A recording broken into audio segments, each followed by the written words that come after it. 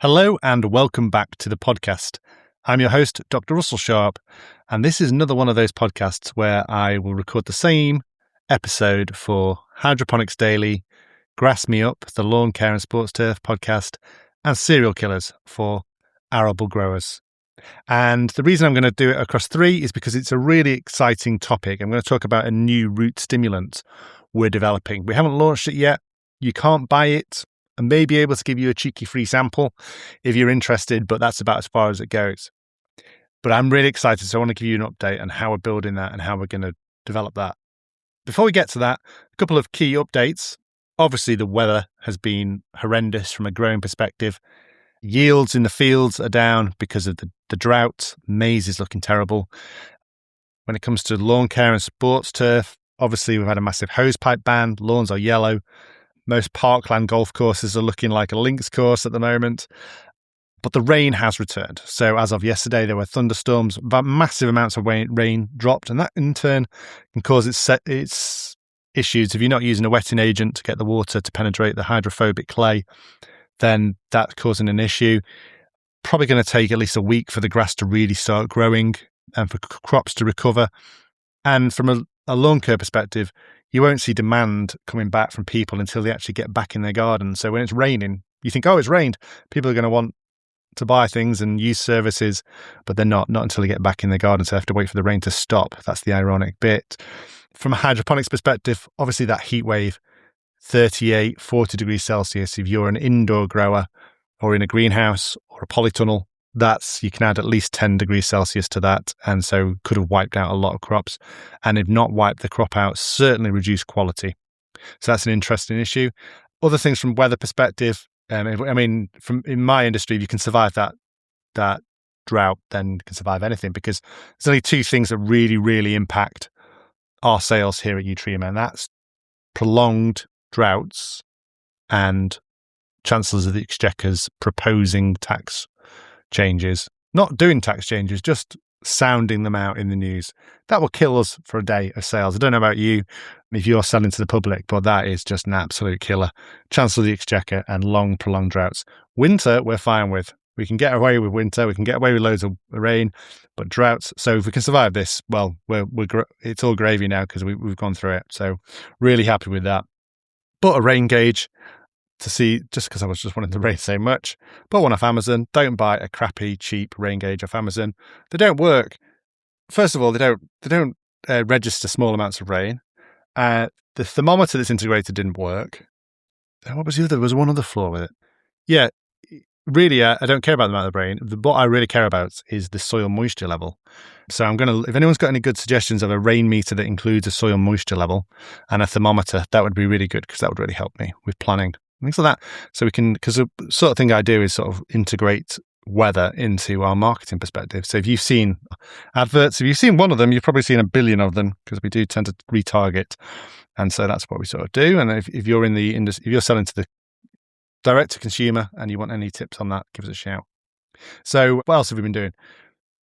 Today is Friday the 28th of August, or in Eutrema land, it's Black Friday. So you may have received an email from me, might have seen a social media post.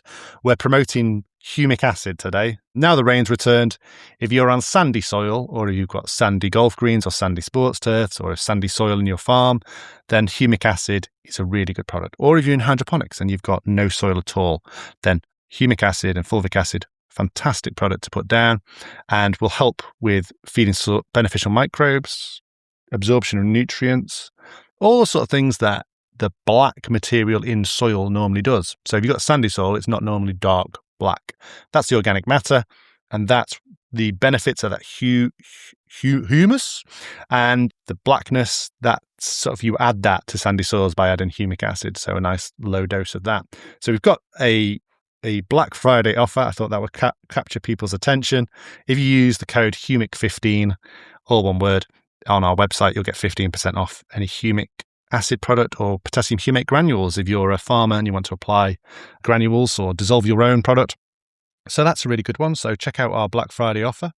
We don't do offers or discounts. Very, very, very rare that I will offer a discount. And so, yeah, if you're interested in that product, best to get hold of it now. So, my amazing root stimulant. I'm really excited about this. Can't remember the last time I was this excited for developing a product. Normally, I dread developing products because it's a lot of effort.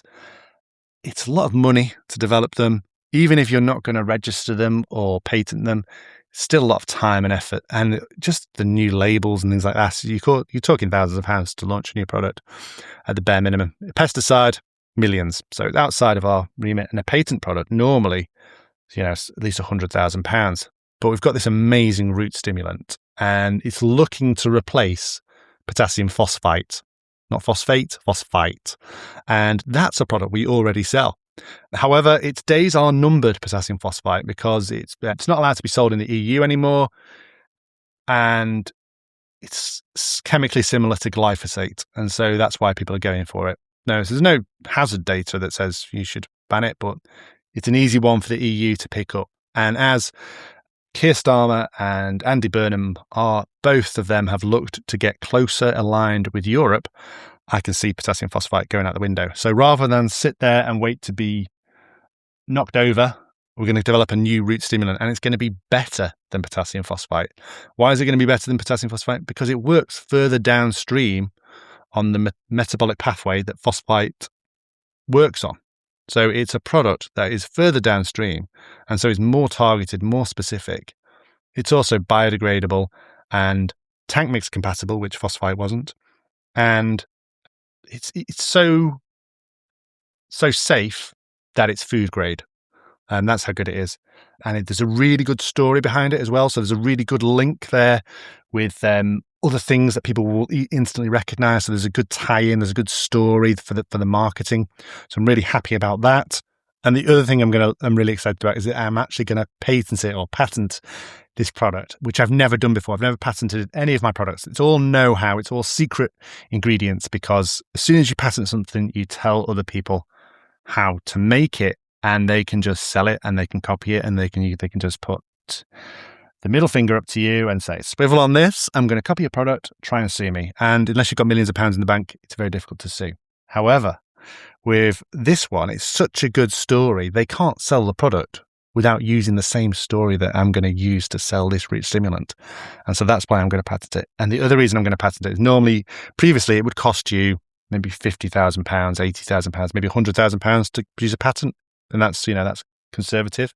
Now with AI, I can get the AI bots to write my patent for me. All I need is the base data and the information.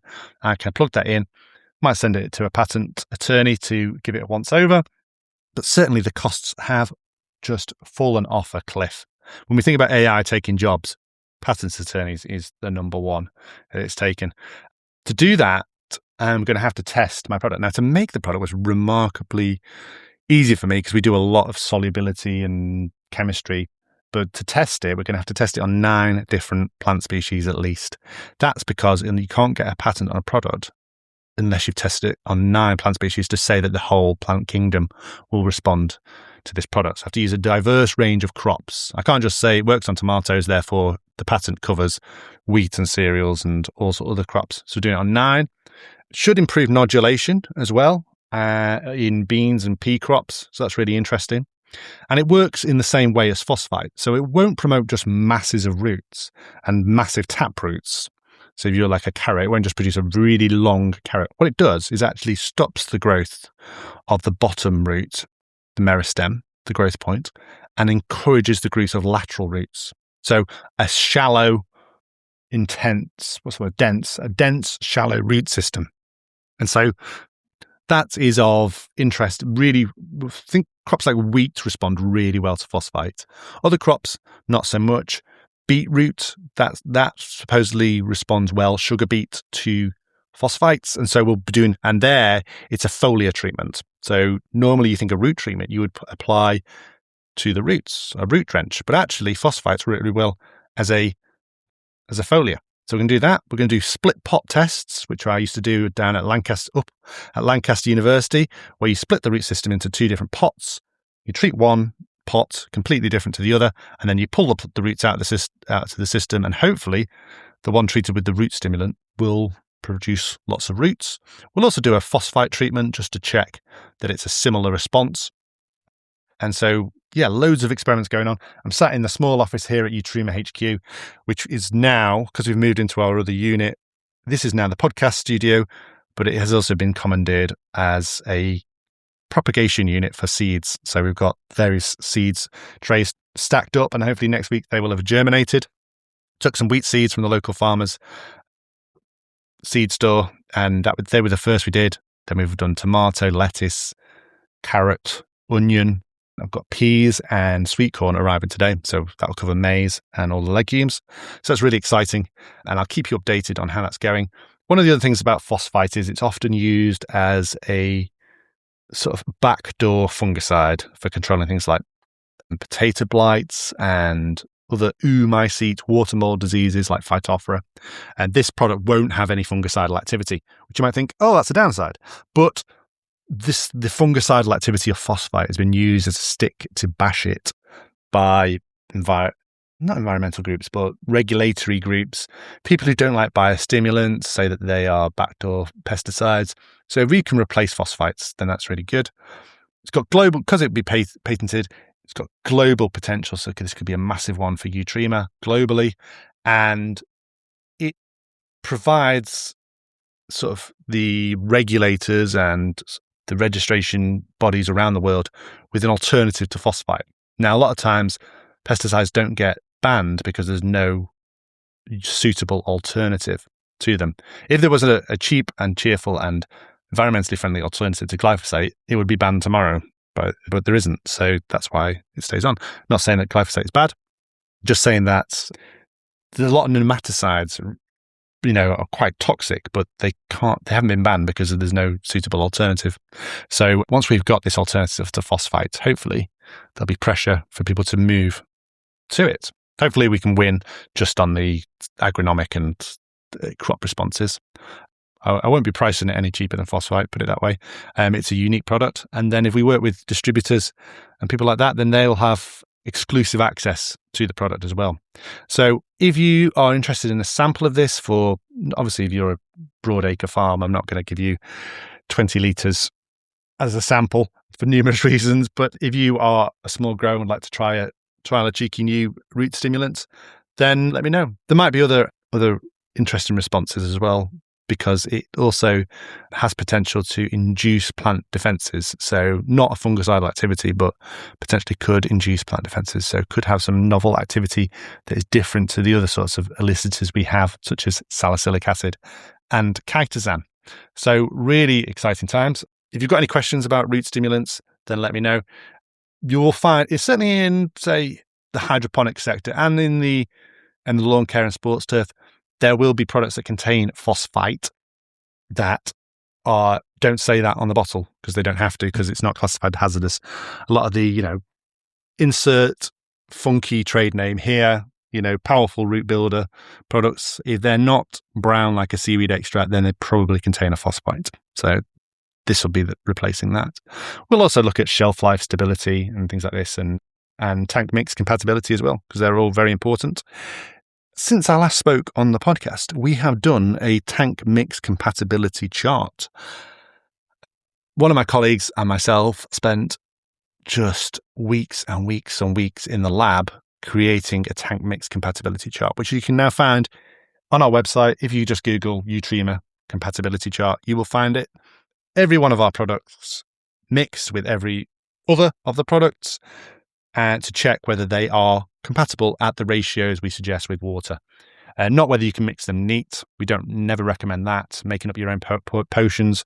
You can do that, but obviously that's your risk, and you have to determine whether they are stable and they've got shelf life. A lot of the time the preservatives don't work if you mix them and things like that. But if it's a tank mix compatibility, we've created the chart. Red for not compatible, don't mix these two together, either because they'll fall out of solution or because you'll lose activity. So it might not become cloudy or gritty, but it will lose activity. Or green for perfectly fine, mix that together. Or yellow, fine, as long as you don't use the maximum dose. And the other thing to say about that is that we don't do three-way compatibility tests, because it would be like a 3D chessboard. It would be ridiculously complicated. You can do three-way tests. You can mix three products at the same time. But just remember, that you have to do a bucket test before to confirm compatibility. We used hard water because obviously the hardness of the water can be an issue. So really proud of that. Don't want to repeat that too often. I'll have to repeat it again once this root stimulant hits the market, because then we have to confirm that. But yeah, one product's not so much of an issue. What else can we say? What's been going on recently? Been pretty quiet. August is always our quietest month of the year. You would think it would be December or January, but August is always dead. People are away. Every person in the UK goes on holiday, so it is a pretty quiet month. But September, October, November, they become very quickly the busiest months. So hopefully we'll still be doing podcasts, and I'll be on social media. But if you've got any questions, just feel free. We always answer questions. Probably unless I'm asleep, I'll answer your question via email, and same for my colleagues. So just get in touch. We only do one trade show a year, and that is Grounds Fest. I'd make sure, not Groundswell. That is the arable crop. Well, that's the regenerative farming in very much inverted commas one. We don't do that one because for a variety of reasons. But Grounds Fest we do. That is specific to lawn care and grounds maintenance. Really good product, really good show. We get a really good return when we go there. Lots of interest. A lot of our key customers are there. We could do some other shows that might be good for us, but it's a lot of effort. So this is the one that I enjoy the most. It's really good. If you want to come down and talk to us about anything, if you're a hydroponic or an arable farmer or a sports turf person, then come down to Grounds Fest. It's at Stoneleigh Park in Kenilworth in September. It's a really good laugh. There's things like lawnmower racing. There's like competitions where they see how fast someone can chop things with various tools and chainsaws. Really, unless you're a professional, I wouldn't get involved. But Stoneleigh is a really good location for trade shows. I really like it. There's a really good cafe compared to like the NEC, something like Glee, where it's all under sodium lamps. The food's ridiculously expensive and you have to pay £20 parking. I will not be exhibiting at Glee anytime soon. And the same goes for any other show that's at the NEC, unless there's free parking. Top tip, if you are going to a show at the NEC, go to Resort World next door, grab yourself a Five Guys, get your parking there, and then just walk across. Cost you £3 versus 20 quid at the NEC. That's my number one top tip. And you can put it on expenses. So there you go. Hopefully you've survived the drought. All your competitors have gone bust. You are the last person swimming in the sea, and the rain returns, and milk and honey and all that. So yeah, Black Friday, Humic 15 is the code.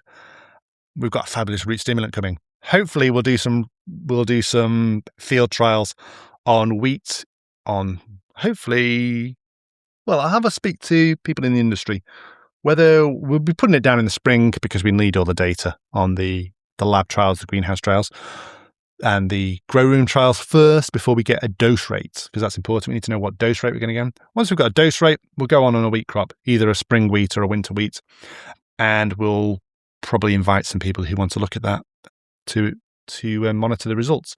But we'll certainly have the greenhouse trials soon, and I'm quite happy to once the patent is filed, I'm happy to reveal what the product is, how it works and all that, and sell the product. We don't need to wait for field trials because we'll know it works. Some people are early adopters, some people are mid-range adopters, and some people won't buy a product until all their friends and family and neighbours and competitors have used it, which is fine. But we do reward our early adopters of any technology, and we do provide them with lots of goodies and rewards and contact and things like that. So yeah, watch this space. I think I've covered everything there.